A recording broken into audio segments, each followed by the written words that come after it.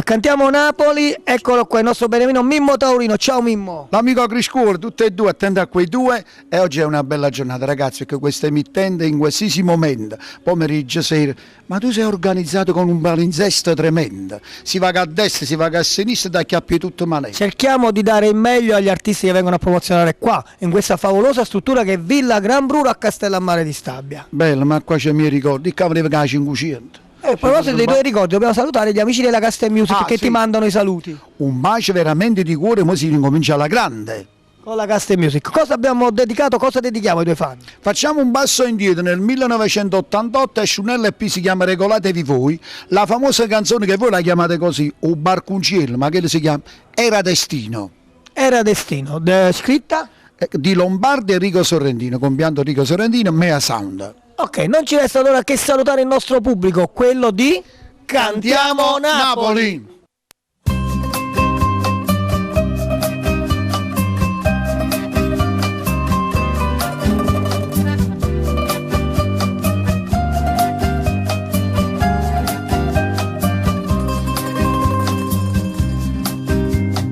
Era destino da era incontrare, ma sono innamorata. Ste case proprio in mezzo a me che è fammi curata. E il labbra rosa e mi sfioreva se rinde sonno pure.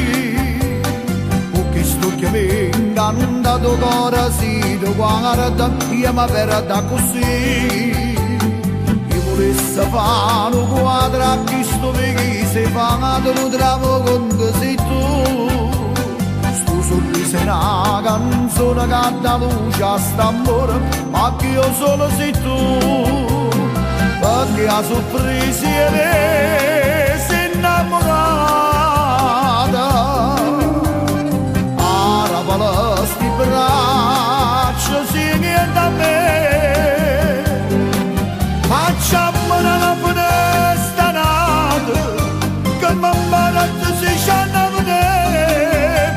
Che sta morendo dopo puriella, dopo fare con cielo, tu è chiusa a cagare.